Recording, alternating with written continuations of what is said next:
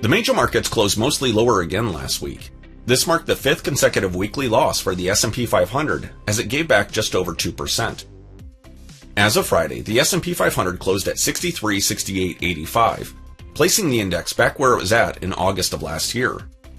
Earlier in the week, markets rallied as oil prices dropped on hopes of easing tensions between the US and Iran.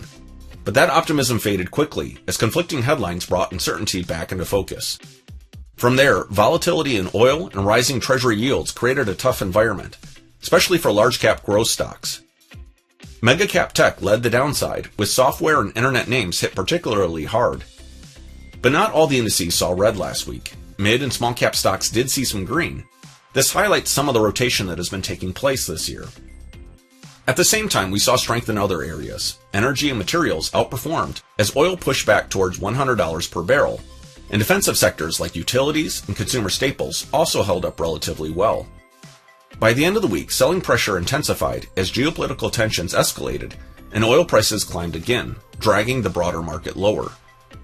Markets continue to be driven more by macro forces than fundamentals. Until these forces stabilize, expect continued volatility and ongoing sector rotation.